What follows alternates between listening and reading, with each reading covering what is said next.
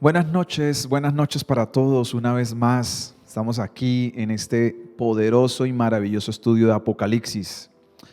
Yo no sé si realmente esto está siendo bendecido. Me gustaría saber que usted escriba ahí en el chat, en esta transmisión, que pueda escriba y nos haga saber si está siendo bendecido, si está aprendiendo, si se está edificando. Quiero hacer siempre unas aclaraciones y unas precisiones. Este estudio no busca ofender a nadie ni chocar a nadie, pero todos tenemos que en algún momento tomar una posición espiritual frente a lo que creemos. Este estudio está diseñado y pensado para una congregación. Posiblemente hay personas que nos vienen escuchando de otras congregaciones, lo cual es respetable lo que el pastor a ustedes les enseñe, porque ustedes se congregan en un rebaño y no queremos en algún momento producir ningún tipo de confusión. Lo que hago, lo hago con mucho respeto, con temor delante de Dios. Sé lo que dice Apocalipsis. Apocalipsis tiene una advertencia que no tienen otros libros, que el que le quite o le añada a este libro tendrá maldiciones. Y yo trato este libro con mucho respeto, lo estudio con mucho respeto. Lo que voy a decir lo digo con temor santo. No creo que soy el dueño de la verdad, no creo en esto. Creo simplemente que somos un grupo, no solamente yo, de muchos pastores que tengo la oportunidad de leer, de estudiar, no ahora, por años. Cuando estos días pensaba en todos los autores que he leído en estos años de profecía bíblica, es la primera vez que me atrevo a hacer un estudio como lo estoy haciendo. He dado en la congregación hace 2 años de una serie acerca del fin de los tiempos. No era un tema que yo tratara, pero siempre tuve inquietud por la profecía bíblica, porque creo que una de las maneras como podemos saber que la Biblia es correcta es debido a las profecías cumplidas. Eso sería para un tema interesante. Las personas que han hecho nuestra escuela de discipulado básica saben que hay un puntico donde yo hablo de 7 razones por las cuales creemos que la Biblia es cierta, y una de ellas es por la profecía cumplida. Así que la profecía cumplida es maravillosa, y este libro que estamos estudiando es un libro de profecía. Así que quiero que lo disfrute. Hoy vamos a cerrar este ciclo de enseñanzas de este primer evento que se llama el arrebatamiento. Me han sucedido de todas las cosas.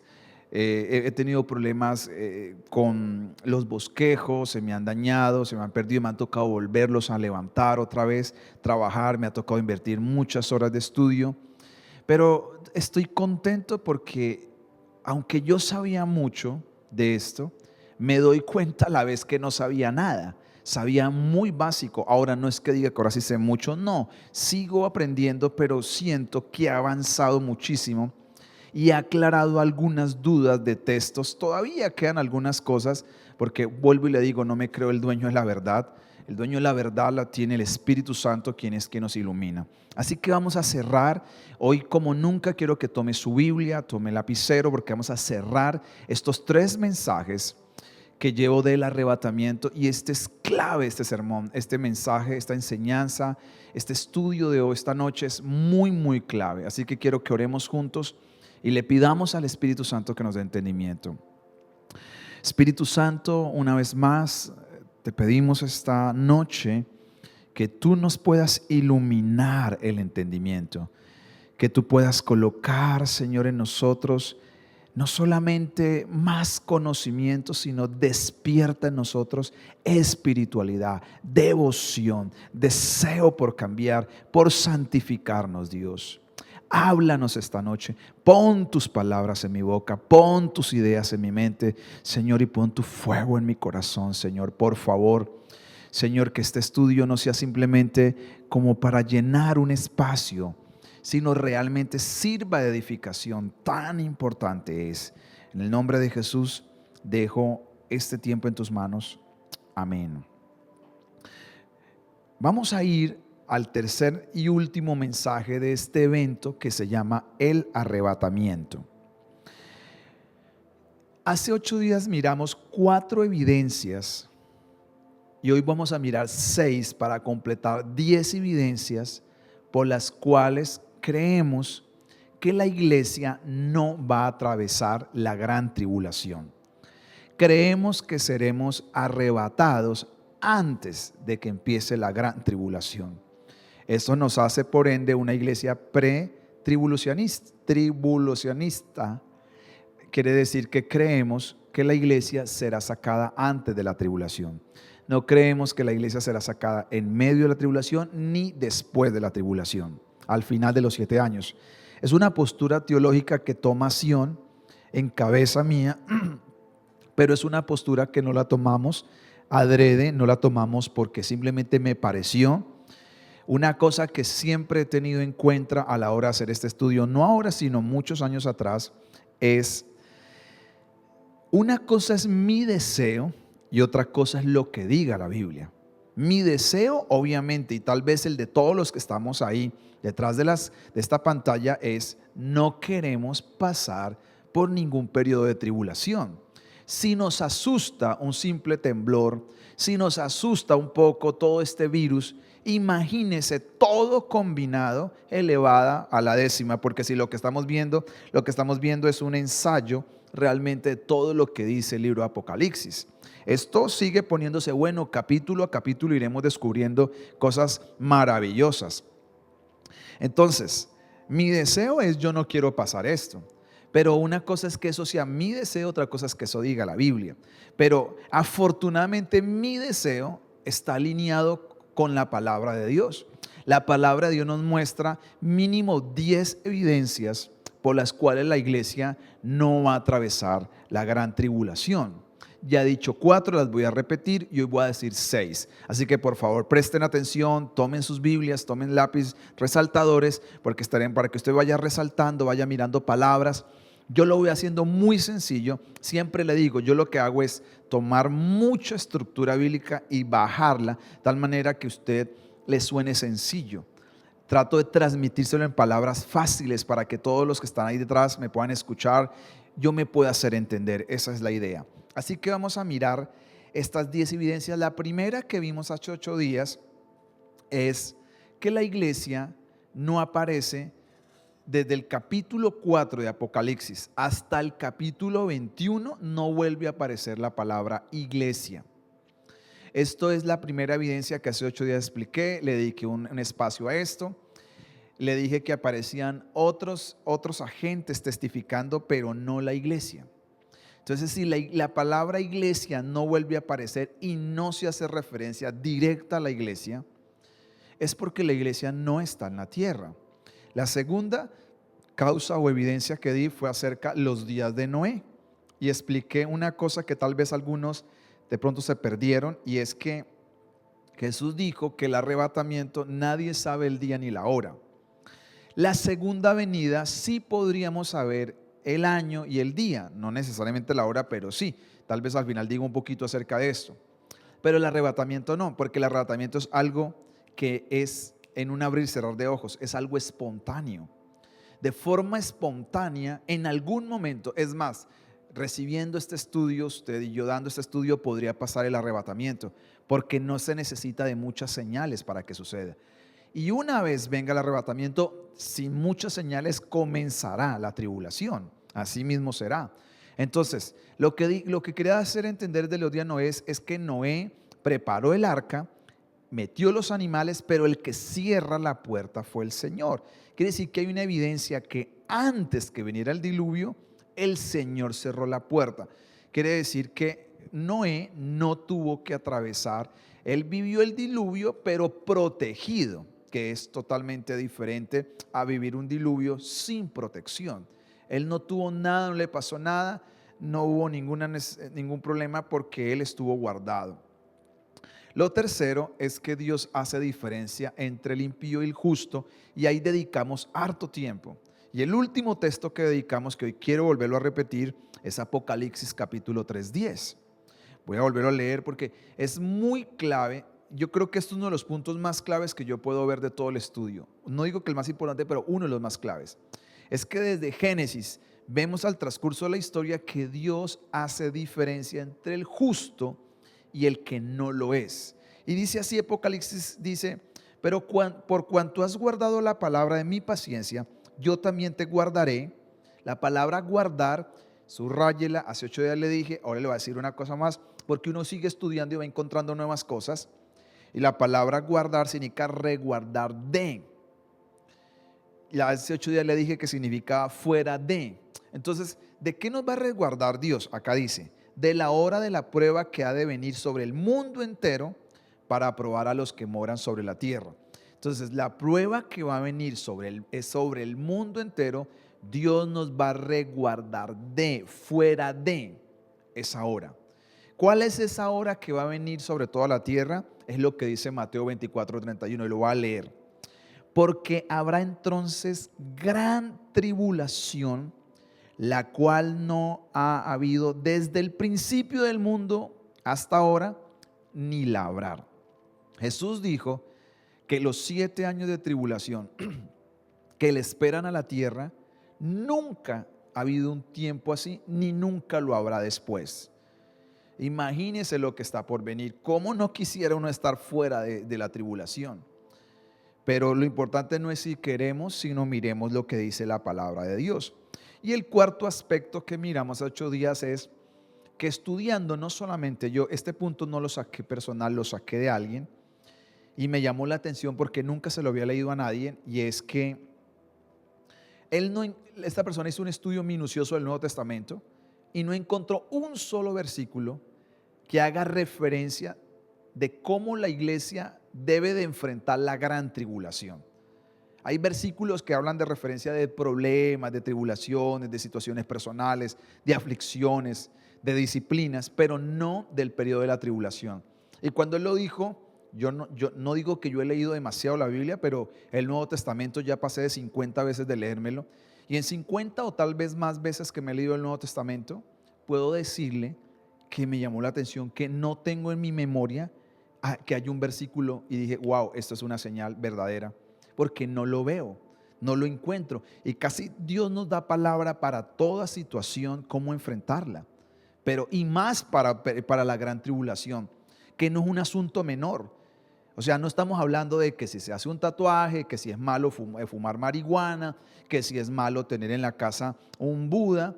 No estamos hablando de este tipo de cosas, estamos hablando de la gran tribulación, el día de la ira del Señor, que Jesús dijo, nunca ha habido un dolor tan grande, ni lo habrá. ¿Cómo el Señor no nos daría un versículo, un pasaje de cómo seríamos resguardados en este periodo de tribulación? Y eso me llama la atención. ¿Por qué? Porque yo creo que la iglesia no va a estar. Pero hoy venimos recargados y vamos a mirar otros 6 aspectos muy claves acerca de por qué yo creo, y no solo yo, muchísimas personas creemos que la iglesia no pasará la tribulación.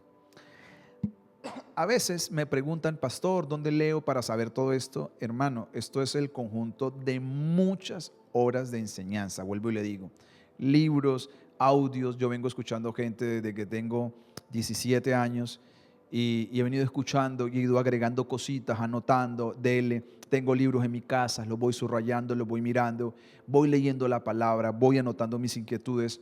Entonces, no es un libro, quiero que sepa. Aproveche este estudio, no porque lo esté dando yo, hónrelo, es porque tiene trabajo este estudio. Y esto le va a ayudar a aclarar muchas cosas en su mente. Así que vamos al quinto punto y aspecto y vamos a leer Apocalipsis capítulo 5, versículo 8 al 10. Dice, y cuando hubo tomado el libro, los 4 seres vivientes y los 24 ancianos se postraron delante del trono del Cordero. Por favor, subraye los 24 ancianos. Es clave que subraye esto. Esta es la segunda vez que va a aparecer. Ya apareció los 24 ancianos en capítulo 4. Acá en el capítulo 5 vuelve y aparece. Dice, y todos tenían arpas, copas de oro llenas de incienso, que son las oraciones de los santos. Y cantaban un cántico nuevo diciendo, digno eres de tomar el libro y de abrir sus sellos, porque tú fuiste inmolado y con tu sangre, y subraye lo que viene, tiempo presente, nos has redimido para Dios de todo linaje, de toda lengua, de todo pueblo, de toda nación, y nos has hecho para nuestro Dios reyes y sacerdotes, y reinaremos sobre toda la tierra. Se han hecho muchos estudios acerca de quiénes son los 24 ancianos. le resumo las tres posturas principales. Existen más, pero las principales serias. Una, que representan los 12 tribus de Israel y los 12, por decir así, apóstoles. Las 12 tribus de Israel representando todo Israel y los 12 apóstoles representando a la iglesia. Esa es una de las posturas más serias que yo he escuchado. He escuchado también que los 24 ancianos representan a 24 hombres importantes de Dios en toda la Biblia. Básicamente lo que yo he escuchado, he leído, y yo he leído los 24 ancianos solo aparecen en Apocalipsis, capítulo 4, capítulo 5, más adelante vuelven y aparecen en el capítulo 19. La conclusión que sacamos es que los 24 ancianos representan al pueblo de Dios fiel que ha sido redimido y que ya está en la eternidad. Entonces, ellos cantan en la eternidad, ya están cantando, dice, con tu sangre nos has redimido para Dios, de todo linaje, de toda lengua y nación. La palabra redimido significa nos has liberado, nos has sacado con tu sangre. Por medio del sacrificio de Cristo Jesús, estos 24 ancianos que representan el pueblo que cree a Dios, el pueblo fiel, que ahora, por lo que leemos en el capítulo 4 y por lo que leemos en el capítulo 5, ya está en la presencia de Dios. Y dice, y nos has hecho para nuestro Dios reyes y sacerdotes y reinaremos sobre la tierra para siempre. Reinaremos para siempre, nos has hecho. ¿No éramos antes? Sí, claro, éramos por medio del sacrificio de Cristo Jesús, rey y sacerdotes, y reinaremos para siempre. ¿Cuándo? En el milenio vamos a volver a reinar. Entonces, ¿cuál es la quinta evidencia de que creemos que la iglesia se ha arrebatado ante la tribulación? Es esto, que los ancianos ya están en el cielo. Por lo que leemos en el capítulo 4 y en el capítulo 5, los ancianos ya están en el cielo. Y si los ancianos representan, hay tres grupos de personas que vamos a estudiar, y es los 4 seres vivientes, los 24 ancianos y los millares y millares de ángeles que aparecen en el capítulo 5. Tarde o temprano tendremos que toparnos con esta información. Los 4 ancianos, los 4 ángeles representan toda la corte celestial y los 24 ancianos representan a la iglesia fiel en la tierra. No hay otra evidencia. No hay. Entonces, ¿a qué conclusión llegamos? Y es, si los ancianos ya han sido redimidos, dice, nos has redimido y nos has hecho, y el canto está en el cielo. Acá le digo una cosa adicional que lo voy a decir entre 8 días, y es que hay 7 visiones del trono de Dios, y esta es la segunda visión. Entonces, cuando Juan está en el trono de Dios, delante del trono hay 7 revelaciones en Apocalipsis. Él ve a los ancianos y ve a los ancianos cantando. Y si los ancianos representan al pueblo fiel, quiere decir que el pueblo fiel ya fue levantado y está en el cielo. Y esta sería la quinta evidencia de que la iglesia ya ha sido redimida, ha sido salvada y ha sido recompensada por aquello de que ya son reyes y sacerdotes. Si somos reyes y sacerdotes ya y que estaremos destinados para reinar, es porque la iglesia ya fue recompensada. ¿Cuándo es recompensada? Es en la eternidad. Entonces quiere decir que la iglesia no atraviesa los 7 años de tribulación. El sexto aspecto está en Apocalipsis capítulo 5 versículo 1, y esto es muy importante que usted le preste atención. Dice, y vi en la mano derecha del que estaba sentado en el trono un libro escrito por dentro y por fuera, sellado con 7 sellos. Y dice más adelante que este libro se buscó en el cielo quien lo abriera, debajo del cielo, y no se encontró a nadie en quien lo podría abrir. Déjeme decirle un poquito acerca de la cultura de la antigüedad y de la cultura hebrea. Cuando había un testamento en la cultura romana antigua y en la cultura hebrea, Cuando había un testamento o un documento de suma importancia, los romanos, ¿qué hacían? Tomaban el wash, que es como la cera, y se sellaba hoja por hoja 7 veces. Entonces, cuando se sellaba 7 veces, se mantenía ese sello y nadie podría abrir. Si alguno de estos sellos estaba roto, el wax se rompía, entonces el documento ya había sido infringido y ya perdía validez. Entonces se cuidaba con suma atención que se mantuvieran los 7 sellos. Así que en Apocalipsis y en la antigüedad, los hebreos lo que hacían era que ellos, cuando iban a hacer un documento o un testamento, llamaban a 7 testigos, ponían a 7 testigos y a cada uno les pedían que colocara su anillo con la cera y fuera sellando el documento. Entonces, cuando la persona que iba a heredar o el documento importante que heredaba no podía ser abierto, solamente algún día cuando se fuera a abrir ese documento se tenía que llamar a las 7 personas que sellaron el documento. Si las personas habían fallecido o una de las personas había fallecido, tenía que venir un hijo o el representante que hubiera dejado el papá o el dueño del anillo con el anillo y hacer presencia como testigo para abrir el rollo. Parece todo un enredo largo. Cuando el documento no era tan importante para los hebreos, mínimo necesitaban 3 personas. Pero cuando el documento era de suma importancia, se usaban 7.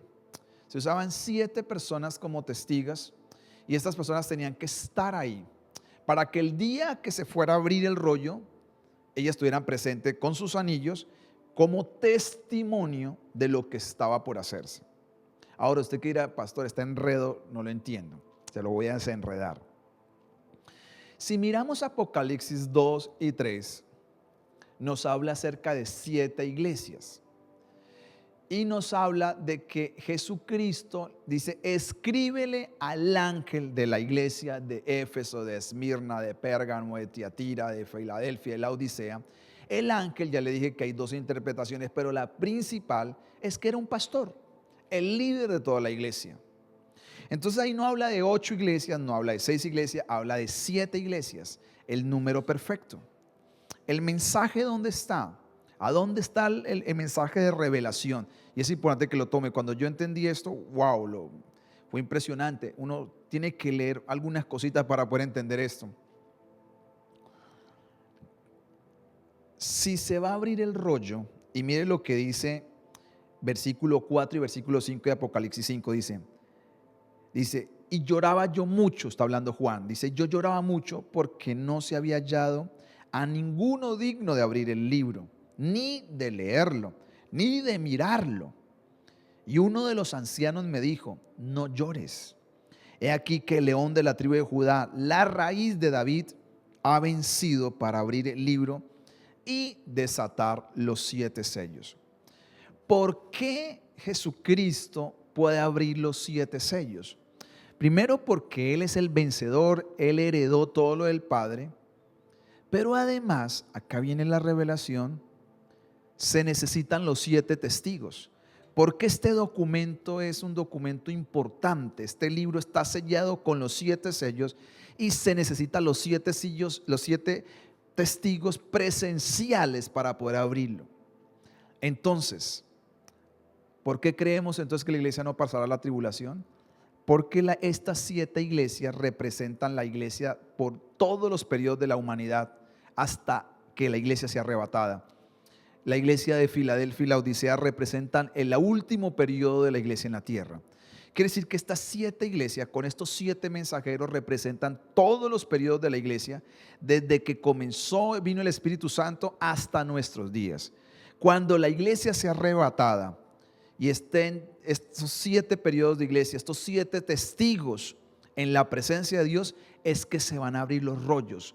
Quiere decir que la iglesia por eso no pasará la tribulación, porque se necesita que estén presentes para abrir los rollos. Y si estuviera en la tierra pasando los 7 años, nadie podría abrir el rollo, no porque no tuviera poder, porque se necesitan los testigos. los testigos, los mensajeros a los cuales se le escribió uno a uno en la palabra de Dios en Apocalipsis 2 y 3. Yo no sé si a usted le parece poderoso esto, maravilloso, pero yo cuando veo estas cosas y logro captar, digo, wow, acá está el secreto. ¿Por qué eran 7 iglesias? ¿Por qué 7 mensajes? ¿Por qué todo lo que dijo? Porque ellos van a estar en el cielo con sus anillos, porque Dios les dio la investidura a ellos. No, ellos no tienen la autoridad de abrirlo, el único que lo puede abrir es Jesús, pero ellos están como testigos. Ellos son los testigos y podría profundizar mucho de por qué los testigos, pero solamente le digo algo, ellos saben, el periodo de todos los hombres de Dios de toda la historia saben lo que han tenido que vivir para llevar el evangelio, para predicarlo, los que han sido honestos y fieles, para que la gente conozca y que ha rechazado, se ha burlado, ha dado vuelta atrás. Quiere decir que la iglesia es el testimonio para que los juicios que vienen sobre la tierra sean verdaderos y justos, es lo que dice. Así que esta es la sexta revelación por la cual la iglesia no va a atravesar este periodo de tribulación. Vamos a la séptima y vamos a mirar Apocalipsis capítulo 19, 7 al 9. Y acá tengo que me preste más atención. Sí, con lo de los rollos necesita prestar atención, con esto necesita prestar más atención. Porque yo un día entendí, y le digo a las personas que están comenzando en el evangelio y los que llevan también muchos años, yo un día entendí y me convencí que para poder interpretar bien la Biblia o de la mejor manera se necesita conocer literatura, necesita conocer algunas cosas básicas de los idiomas en que se escribió la Biblia, se necesita conocer el contexto histórico en el cual se escribió, el contexto literario que ya lo dije, el contexto espiritual, cultural y social de la época. De resto usted no puede interpretar fielmente, porque estos libros no fueron escritos. Por ejemplo, le voy a dar una pauta donde dice, y vi miles y miles, o millones y millones. Realmente la traducción original no es así. ¿Por qué? Porque cuando Juan escribe esta palabra, no se ha creado la palabra, los trillones. Pero creo que si Juan hubiera conocido una palabra que fue creada hace unos años atrás, uno hubiera escrito como escribió en el original griego, sino se hubiera escrito era y vi trillones y trillones de ángeles. O sea, era incontable el número de los ángeles, porque él no los pudo calcular. Pero en su idioma no había creado esa palabra. Entonces, si usted va a estudiar la palabra así al seco, pero no entiende el contexto, y para lo que voy a decir ahorita, por eso estoy diciendo todo esto, por eso se malinterpreta. Se necesita tener por eso contexto para poder interpretarlo de la mejor manera. Dice así, vamos a ir a Apocalipsis, capítulo 20, mejor no vamos a leer 7 y 9,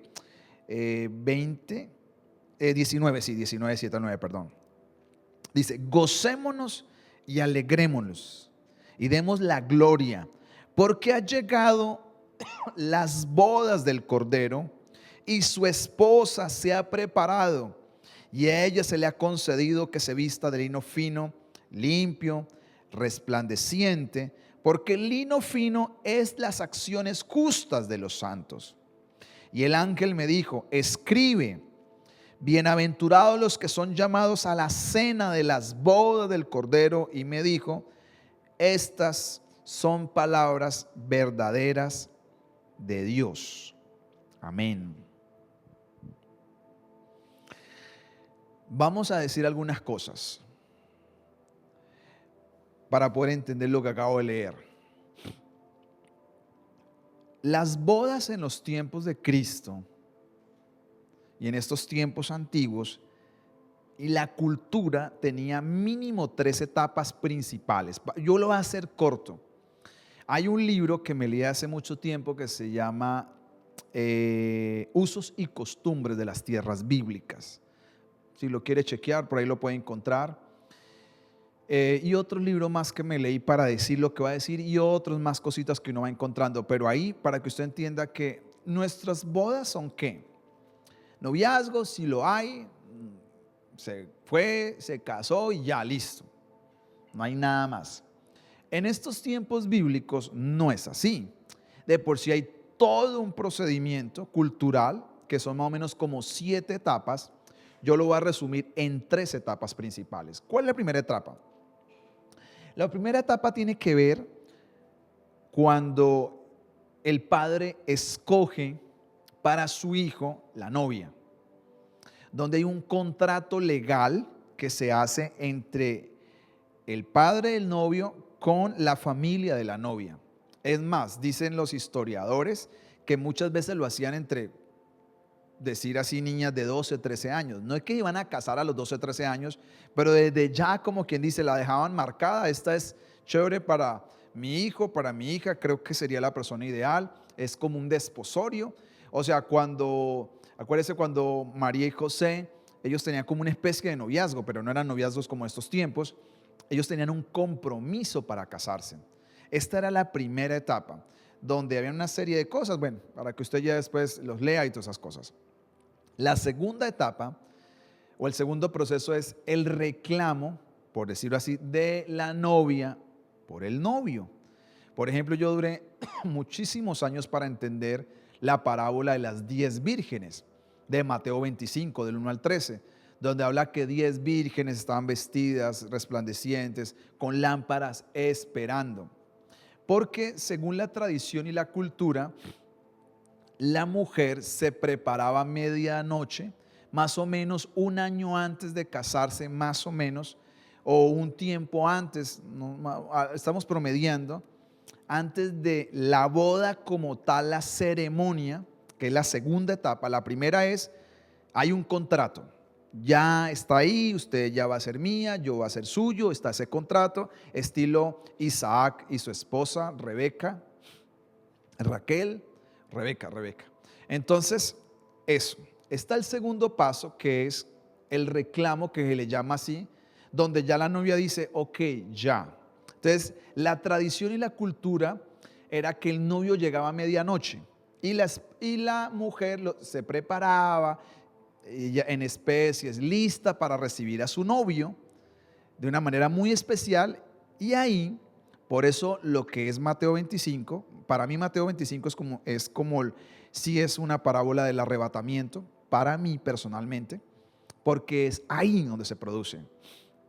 Y ahí el novio se había ido ¿a qué? A prepararle a la novia la casa y todo, donde iban a pasar sus días y donde iba a consumar la relación. Entonces, ¿qué es lo que sucedía? La novia se preparaba, hacía un reclamo. Estoy utilizando una palabra reclamo, pero es que entre nosotros la palabra reclamo suena fuerte, pero hacía un reclamo por el novio. Ella lo esperaba a medianoche y el novio venía a medianoche como a rescatarla, como a llevarla, y todo ese tiempo lo que había hecho era preparar un lugar y todas esas cosas donde se iba a vivir y el hecho nupcial y todo eso, y preparar la consumación del acto. Habitualmente, esta segunda etapa era donde se casaban, donde sucedía que había el casamiento como tal, pero mientras la gente disfrutaba en la fiesta, que podría ser de 1 a 2 semanas, aproximadamente podría ser esta fiesta. Por eso algunos no entienden y han dicho, no, pero es que a Jesús le gustaba la tomada porque mire que él multiplicó el vino y le hizo para que la gente tomara más. Pero es que el vino es para una celebración de 2 semanas o de 8 días de celebración, en la cual no se le invitaba, no se mandaba carta de invitación al pueblo, sino lo que se hacía era, uno iba porque era un acontecimiento muy importante. Entonces, antes de contraer las nupcias pasaba todo esto y ahí viene la tercera etapa. La tercera etapa es donde se hace la ceremonia, los votos y se consuma todo. Y ahí es donde hay una unión entre el esposo y la esposa. Entonces, si usted mira todo esto, este cuadro, todo tiene respaldo bíblico. El Padre Celestial fue el que nos escogió a nosotros eternamente. Nos fue preparando como novia, eso dice Efesios, fue embelleciendo su novia. Dice porque Él viene por una iglesia sin mancha y sin arruga, es decir, la iglesia empezó viejita y terminará joven, rejuvenecida, santificada. Mientras el Hijo se fue, Juan capítulo 14, a preparar un lugar, un lecho para nosotros, su novia. La iglesia está esperando y hace un reclamo por su novio. Ven, Apocalipsis 22, 21, donde dice, ven Señor Jesús, un reclamo para que venga el novio. Y en ese reclamo que viene el novio es lo que habla Mateo capítulo 25. Y es ahí donde se van a celebrar las bodas del Cordero. ¿Dónde se van a celebrar las bodas para mí? Las bodas se van a celebrar es en el arrebatamiento. En el momento que Él viene y se lleva a la iglesia, eso es el arrebatamiento. Entonces dice, ¿qué tiene que ver entonces con esto de Apocalipsis? Porque aquí dice así: gocémonos y alegrémonos y demos gloria porque han llegado las bodas del Cordero y su esposa se ha preparado, o sea, está lista. A ella se le ha concedido que se vista de lino fino, limpio y resplandeciente, porque el lino son las acciones justas de los santos. Y el ángel, mire, escucha esto, y el ángel le dijo a Juan: escribe esto, bienaventurados los que son llamados a la cena de las bodas del Cordero. Y me dijo, estas palabras son verdaderas de Dios. El ángel, entonces, en capítulo 19 de Apocalipsis, que es donde todos los que creen en que Jesús vendrá después de los 7 años y que la iglesia pasará los 7 años de tribulación, dicen que ahí serán las bodas. Pero ahí no está diciendo eso. Dice, gocemos y alegremos porque llegaron las bodas. Y después dice, ¿de qué son las bodas? Acá está hablando de la cena. Y la cena es la etapa posterior de las 3 etapas de las bodas del Cordero. Quiere decir que cuando entonces se consumó el acto, en el arrebatamiento. Aquí en capítulo 19, cuando Jesús viene de regreso otra vez a la tierra, no se está celebrando la boda, se está celebrando la cena de las bodas. Es decir, ya pasaron los otros procesos. ¿Cuándo pasaron los otros procesos? Y acá lo digo con mucho respeto para aquellos que creen que la iglesia pasará los 7 años de tribulación, y es, ¿cómo es que Jesús viene y arrebata a la iglesia, se la lleva y de una vez volvemos a la tierra? Porque es lo que dicen muchos, que la iglesia será arrebatada y de una vez venimos a la tierra. Entonces, ¿a dónde hay matrimonio? ¿A dónde está la ceremonia? ¿A dónde está la cena? Es decir, creo que no es tan claro ese punto, no lo veo tan claro ese punto, porque tiene que haber pasado antes. La iglesia está en la eternidad resguardada, y a los 7 años que venimos a la tierra, en la segunda venida, dice que vendrá con millares y millares de santos.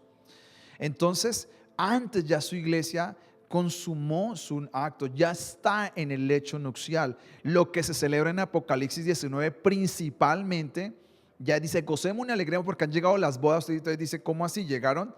Sí, porque ya se hicieron antes, pero de una vez se hace la cena. Quiere decir que ya se hizo antes las bodas del Cordero.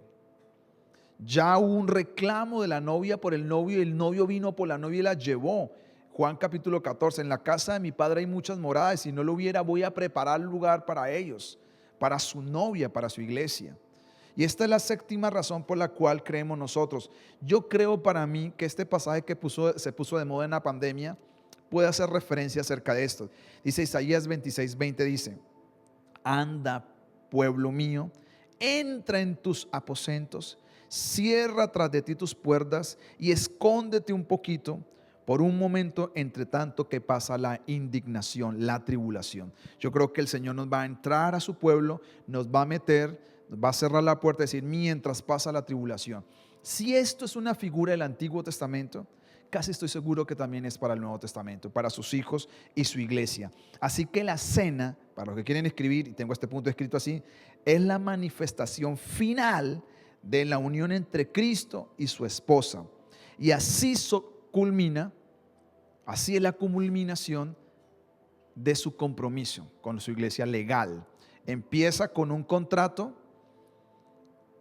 una preparación, unas bodas, unas nupcias, y después, mientras se celebran los votos, viene el novio y la novia para celebrar con todos los invitados. ¿Cuándo se celebra entonces la cena? Se celebra al final. Entonces, Apocalipsis 19 se está celebrando la cena, no la preparación de las otras cosas. Las otras cosas sucedieron antes, y la ida a la eternidad es el arrebatamiento. Así que esta es la séptima razón. No sé si quedó claro. Si tienen alguna pregunta, después nos la pueden hacer. Esto siempre son cositas que a veces nos confunden un poco, porque tenemos el concepto occidental de cómo son las ceremonias, cómo son las relaciones. Estos son de proceso. O sea, es tan diferente que ellos se van y consuman el acto y los dejan solo para consumir el acto. Esto lo he explicado varias veces. Y se llevan una colcha blanca, una sábana blanca, porque el derramamiento de sangre de la mujer que debe de ser virgen queda guardado como testimonio, porque no es un aspecto legal, sino también es un pacto que se cierra con sangre. Mientras 7 días están celebrando, o 10 días o 15 máximo, los invitados están celebrando, están comiendo, allá se está celebrando las bodas, se está consumando. Y ellos salen y todos los esperan por 7 días, algo muy raro, porque salen todos celebrando después de haber consumado el acto y vienen, y ahí es donde hace la gran boda por 7 días guardados. Así que yo creo que Dios nos va a guardar 7 años de dolor y tribulación, y ahí saldremos a las cenas. 8. Vamos a mirar el punto número 8. Y seguimos en el mismo capítulo, ahí cerquita. Vamos a mirar Apocalipsis capítulo 20, versículo 4 al 6. Dice: y vi tronos, y se sentaron sobre ellos los que recibieron facultad de juzgar. ¿Quiénes son estos? Los 24 ancianos. Y vi las almas de los decapitados por causa del testimonio de Jesús y por la palabra de Dios, los que no habían adorado a la bestia ni a su imagen, y que no recibieron la marca en sus frentes ni en sus manos, y vivieron y reinaron con Cristo 1000 años. Pero los otros muertos no volvieron a vivir hasta que se cumplieron 1000 años. Esta es la primera resurrección. Y ahí viene la séptima y última bienaventuranza, que dice: bienaventurados y santo el que tiene parte en la primera resurrección. Subraye esto: primera resurrección. La segunda muerte no tiene potestad sobre estos, sino que serán sacerdotes de Dios y de Cristo. Amén. Acá hay otra poderosa revelación acerca de esto. Entonces miremos unas cosas aquí muy interesantes.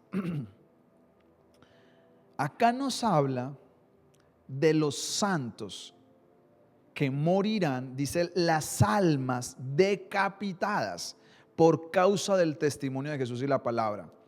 Y dicen que estas almas son específicamente de las personas que murieron en los 7 años de la tribulación, que no se dejaron marcar por la bestia, que rehusaron a dejarse poner el sello de la bestia, fueron decapitadas. No sabemos si todas van a morir decapitadas, pero es una manera de decir, fueron martirizadas.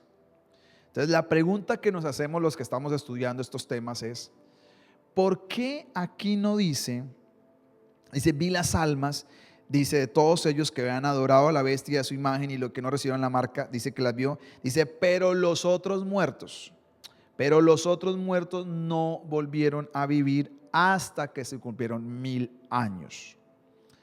¿De cuáles otros muertos está hablando? Dice, no volvieron a vivir. Quiere decir que estas almas que fueron martirizadas volvieron a vivir. Pero dice, pero los otros no volvieron a vivir. Y usted dice, bueno, ¿qué tiene que ver esto? Y ahí es donde viene la explicación. Dice, esta es la primera resurrección. Y viene y le dicen esto: bienaventurado y santo el que tiene parte en la primera resurrección. Esto lo digo de manera sencilla y lo he explicado en las escuelas básicas, y especialmente a los que son creyentes. Si usted nace una vez, muere 2 veces. Si nace 2 veces, muere una sola vez. La muerte segunda no tiene poder sobre usted. ¿Por qué es bienaventurado los que tienen parte en la primera resurrección? Es la primera pregunta. La segunda pregunta que nos debemos de hacer es: ¿quiénes son los que hacen parte de la primera resurrección? 5 grupos, si lo puedo decir así. El primero es nuestro Señor Jesucristo. Fue el primero que resucitó. La Biblia dice que cuando Él resucitó, viene el segundo grupo, la de muchos santos del Antiguo Testamento. Dice que las tumbas fueron abiertas ese día, resucitaron. El tercer grupo son los santos que han fallecido en toda la historia de la iglesia, incluyendo familiares nuestros. Mi papá falleció hace 2 años. Mi papá hace parte de ese grupo de todos los santos que murieron en la fe en el Hijo de Dios. ¿Cuál es el cuarto grupo? El cuarto grupo hace parte de los que estaban vivos y fueron arrebatados a la presencia de Dios. Y entonces, ¿cuál es el quinto grupo? Los que murieron durante los 7 años de tribulación. La pregunta es, ¿qué tiene que ver eso con que la iglesia no pasara la gran tribulación? Que aquí en Apocalipsis 20 no hace mención sino al último grupo de personas que falta para completar el grupo de los de la primera resurrección. Esto muestra entonces que Primera de Tesalonicenses capítulo 4 del 13 al 18 ya sucedió. ¿Qué es eso? ¿Cuál es ese grupo? 2 grupos que faltan, son 5. Jesús, Antiguo Testamento, y faltan 2 grupos: los hermanos de toda la historia y los que estén vivos. Entonces, ¿cuándo fueron resucitados y levantados esos 2 grupos? En el arrebatamiento. Y este último grupo que falta es el único que falta para completar el ciclo o el grupo de resucitados de primera resurrección, y es solamente para aquellos que pasaron los 7 años que no se dejaron marcar por la bestia. Esto nos muestra que la iglesia no pasará por la tribulación, lo que nos está mostrando, porque la iglesia ya fue arrebatada y los que estaban muertos ya fueron resucitados en Cristo. Falta el último grupo de personas. Ahora, además acá hay una inconsistencia o no sé si la palabra es incoherencia o puede ser muy fuerte, con aquellas personas que dicen que al final la iglesia, lo mismo, vuelve a lo mismo, que la iglesia pasar los 7 años, que Cristo arrebata y de una vez lleva a los santos y de una vez los trae otra vez a la tierra en su segunda venida. ¿Por qué? Porque acuérdense que hay un paso que tiene que darse. 3 pasos, pero especialmente uno: el tribunal de Cristo. Quiere decir que la iglesia tiene que ser levantada, pasar por el tribunal de Cristo, vivir las bodas, la cena, y ahí descender. Y en este pedacito, en ir y volver todo a la vez, creo que no va a ser así. Quiere decir que la iglesia sí será arrebatada antes. El último grupo que falta por resucitar son los, específicamente Apocalipsis habla, son los santos que van a dar la vida en la tribulación. Los demás ya están listos. Quiere decir que usted y yo, que creemos en Cristo Jesús, dependiendo de su gracia, no estaremos en este periodo. El Señor antes nos ha levantado y nos ha sacado de este lugar. El punto número 9, ya casi vamos finalizando, es un punto también súper extraordinario. Es uno de los puntos que a mí más me gusta. Yo le he dedicado tiempo a estudiar esto, porque un día me impactó. ¿Y cuál es? Lo dije en los últimos 2 enseñanzas, y es al final de la trompeta. Primera de Corintios capítulo 15, 52 dice: en un momento, en un abrir y cerrar de ojos, a la final de la trompeta, porque se tocará la trompeta y los muertos serán resucitados incorruptibles y los que quedemos con vida seremos transformados. Que estamos hablando de que este es un pasaje del arrebatamiento. Pues por mucho tiempo un sector de la iglesia ha dicho y sigue diciendo que es el final de la trompeta. Al final de la trompeta tiene que ver con la última trompeta que se toca en Apocalipsis 11. Entonces, por ende, la iglesia atravesará todo el periodo de tribulación, porque dice que el sonar de la trompeta será al final de la trompeta.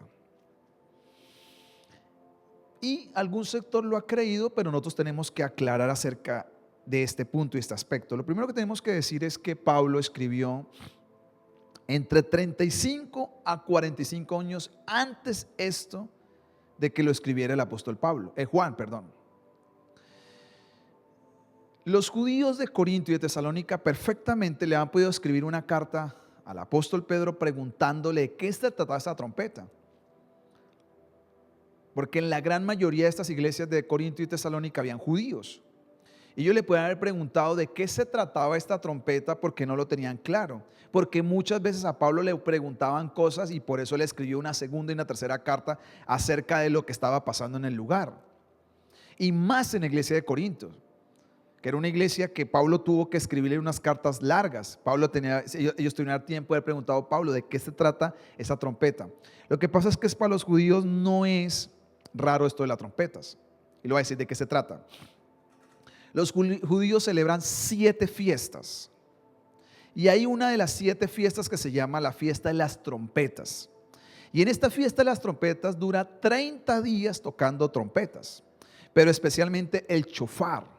Se tocan 2 trompetas de plata, pero después se comienza a tocar el chofar por 30 días. Y a cada toque le tienen un nombre específico. Cuando llega la última trompeta, como se le conoce, la trompeta final, el chofar toca de una manera especial. De por sí tengo el nombre, que se llama Tequía Gedolak. Tequía Gedolak. Es el último toque que toca con el chofar el ministro. ¿Y qué es lo que hace? Él toma con toda su fuerza, toma respiración lo que más puede y comienza a tocar de manera suave y prolongada hasta dar lo último y sacar todo el viento posible hasta que se queda ya sin aire y hace el toque prolongado que va de menor hasta mayor fuerza. Y de ahí termina todo. A esto se le conocía como la última trompeta. La trompeta final se le conocía. Y los judíos tenían claramente esto, que era cuando se terminaba una fiesta y en próximos 10 días empezaba otra fiesta. Entonces yo un tiempo entendí, y esto lo aprendí con gente que sabe mucho de esto, yo no creo en judaizarme, y aquí no voy a entrar en polémicas porque veo algunos cristianos que ahora practican todo como si fueran judíos. Digo, no entendieron esto. Y algún día, y he tenido debate con algunos respetuosos y todas las cosas, pero yo digo, ya se ponen kipa, ya hacen todo como judíos. Yo pienso, no es correcto. Nosotros somos judíos por adopción, pero somos pueblo gentil, fuimos pueblo gentil. Lo que tenemos que aprender son las verdades eternas que hay ahí. Y frente a las 7 fiestas, no son fiestas judías. La Biblia dice en Levítico son las fiestas de Jehová y se celebrarán perpetuamente. Cuando yo escucho esa palabra perpetuamente, digo, quiere decir que tiene que celebrarse siempre. Ahora, ¿cómo las celebramos nosotros? Es diferente a como los judíos. Pero hay 7 fiestas. La primera fiesta es la fiesta de los panes sin levaduras. Se celebró en Jesucristo. Jesucristo es el cumplimiento de esa fiesta. La fiesta de la Pascua se celebró cuando Jesús murió en la cruz.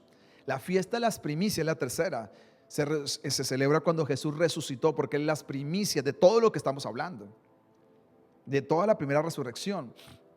Después viene la cuarta fiesta, la fiesta del Pentecostés, que da inicio a los comienzos. Y fue cuando la iglesia cristiana inició, cuando vino el Espíritu Santo, se dio inicio a la iglesia, la cual nació del costado de Jesús el día que le atravesaron la lanza. Para mí, ese día, ese séptimo derramamiento de sangre que hubo, nació la iglesia. Y el Espíritu Santo vino sobre la iglesia y comenzó la era de la iglesia en el Pentecostés. La Biblia dice que el Espíritu Santo vino en una celebración, en una fiesta de Pentecostés. Quiere decir que faltan 3 fiestas. ¿Cuáles faltan? La fiesta de las trompetas, la fiesta del día de expiación, el Yom Kippur, y la fiesta de los tabernáculos. Mire, está tan maravilloso. En Cristo se celebraron primicias, Pascua y pan sin levaduras. Con el Espíritu Santo se celebró Pentecostés. Nos faltan 3. La que sigue las trompetas. Al final de la trompeta, quiere decir que ¿cuál es el evento que sigue para la tierra? Bíblicamente, las trompetas. ¿Qué simboliza eso espiritualmente y proféticamente? El arrebatamiento de la iglesia. Después sigue la fiesta de la expiación, porque los 7 años donde Dios va a espiar y va a reconciliar un pueblo que falta, que se cumpla en Romanos 11, y es Israel. Israel va a pasar por un periodo de prueba, pero a la vez de salvación y liberación en estos 7 años. Estos 7 años llevará a Israel a la conversión y al mayor avivamiento de toda su historia, a través de esta fiesta que se celebrará, y la última es la fiesta de los tabernáculos, y es cuando Cristo venga a la tierra con todos los santos, judíos y gentiles, todos un solo pueblo, vengamos a la tierra a hacer tabernáculo, que era la fiesta donde se hacían cabañas y vivían ahí todos juntos. Eso se celebrará en el milenio. Quiere decir que cuando está hablando acerca de las trompetas, al final de la trompeta, haciendo referencia a quién, la última trompeta es la fiesta de las trompetas. Es el toque que le estaba diciendo, que se llama Tekiat Hegolat. Es cuando se toca lo último con toda la fuerza, de menor a mayor, hasta quedar sin aire, porque había un cambio en ese lugar, en ese momento. Quiere decir que la iglesia no pasará, porque la iglesia no está preparada para el día de la expiación. Nosotros nos llegaremos hasta la fiesta de los tabernáculos, de las trompetas, seremos llevados a la eternidad y volveremos a pasar por la fiesta de los tabernáculos. ¿Y por qué no pasaremos por la expiación, el Yom Kippur? Porque nosotros ya experimentamos eso en Cristo por habernos arrepentido. Pero mientras a los judíos les hace falta esa parte de arrepentimiento, aunque ellos son un pueblo de Dios, todavía siguen esperando al Mesías, y ese será para ellos el tiempo de Dios. Y lo último, para terminar, bueno, puedo decir una cosita adicional que encontré estudiando, que me pareció maravillosa. Y es que Apocalipsis capítulo 1, del 13 al 18, del 13 al 15, esto cuando lo leí yo dije, impresionante. No le había puesto cuidado bien, que en Apocalipsis 1, del 13 al 15, presentan a Jesús como un sacerdote. Apocalipsis 19 ya no lo presenta como sacerdote, lo presenta como rey. Quiere decir que cuando Él venga ya no vendrá como sacerdote, sino como rey, porque el que ofrecía el proceso de expiación son los sacerdotes. Después de que pasen los 7 años, ya pasó la expiación. Ahora vendrá como rey a establecer su gobierno milenial aquí en la tierra con su iglesia. Y nosotros estaremos en la eternidad y regresaremos a ser tabernáculo en el milenio con Jesús en la tierra. Lo último que me llama la atención, y con esto estoy cerrando, es que tal vez puede ser sencillo, pero siempre dejo de último lo que a mí me impacta. No necesariamente tiene que ser lo más profundo y no lo sencillo.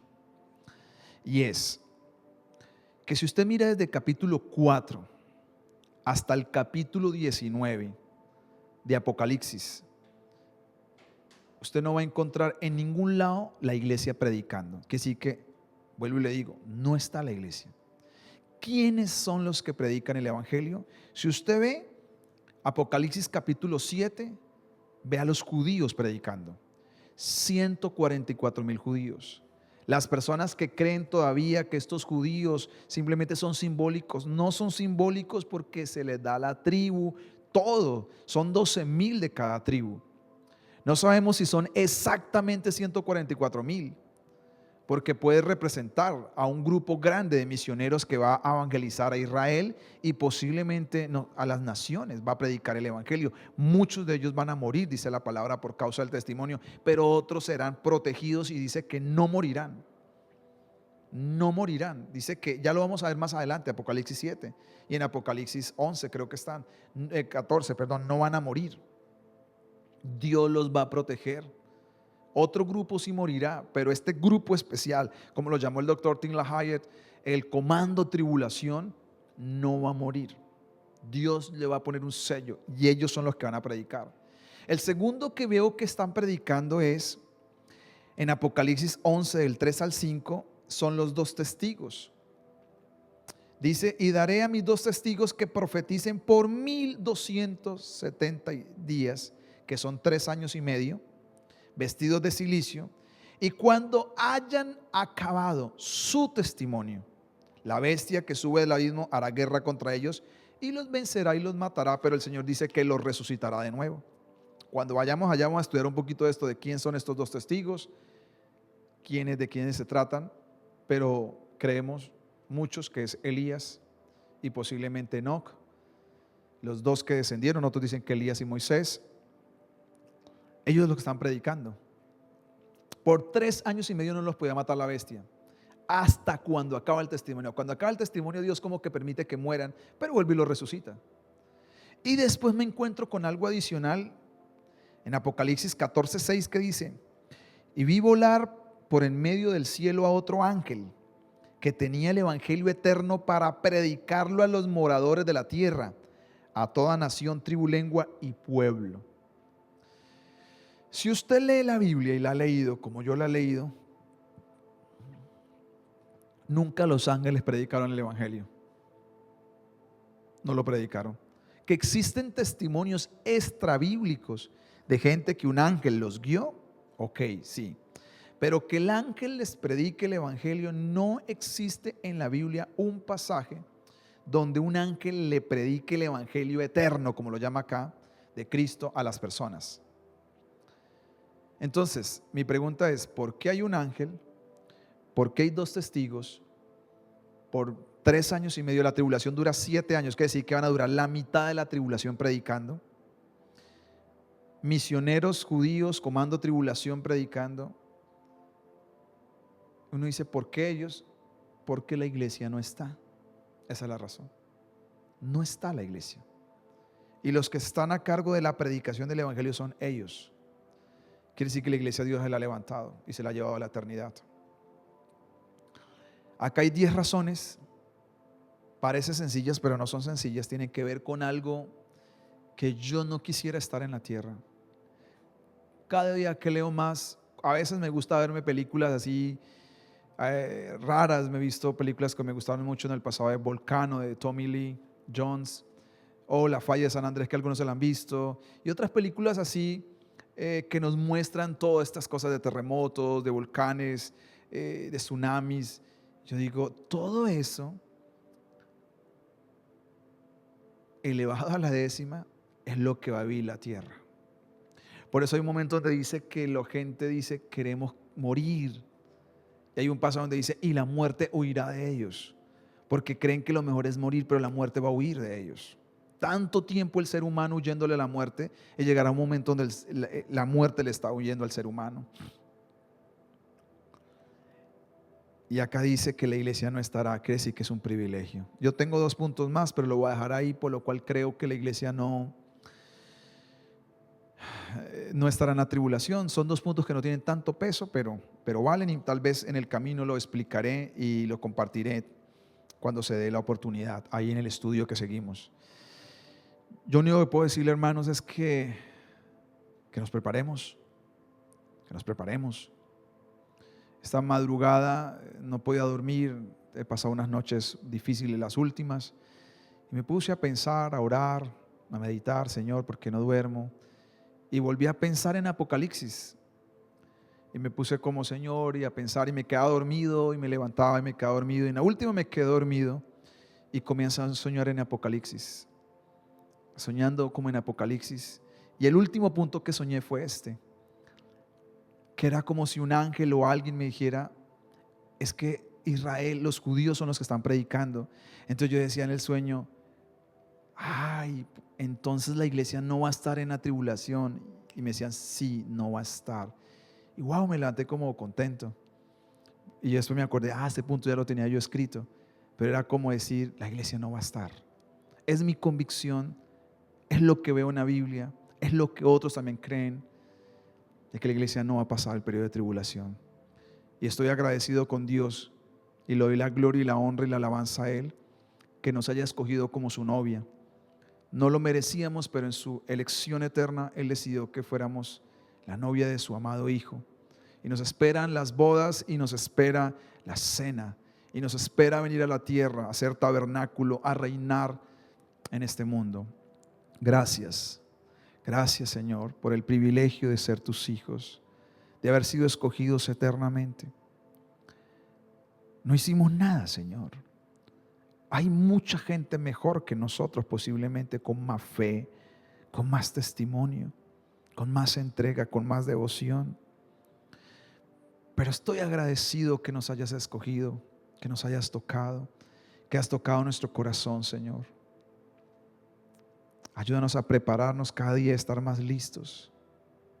Y creo que eso era lo que reflexionaba esta madrugada, acerca de la necesidad de estar más listos, Señor, de preparar a tu iglesia, a tu amada, de prepararme, Señor, de preparar nuestras familias para estos días que vienen, Señor. Señor, gracias por el privilegio. No entiendo ni siquiera la dimensión. Yo sé que muchas cosas de las que he dicho me he esforzado, tú lo sabes, por entenderlas, por decirlas de la manera más precisa. Pero estoy seguro que el día que llegue la eternidad, Señor, no será ni una milésima de toda esa grandeza que hay en la eternidad, Señor. Gracias, Dios. Gracias, Padre. Gracias, Hijo. Gracias, Espíritu Santo. Gracias por la audiencia que está hoy y que va a ver el audio y que lo va a ver después, Señor. Gracias. Les bendigo en Cristo Jesús. Amén. Amada iglesia, ahí estamos conectados. Cerramos este primer ciclo, primer evento arrebatamiento, y dentro de 8 días seguimos. Vamos a estudiar capítulo 4. Ahora vamos a estudiarlo y vamos avanzando. Por eso le decía que es lento, pero yo quiero que usted y yo aprendamos mucho y sobre todo nos preparemos para lo que está por venir. El sonido de la trompeta está por darse y la iglesia está por ser levantada. Un gran abrazo.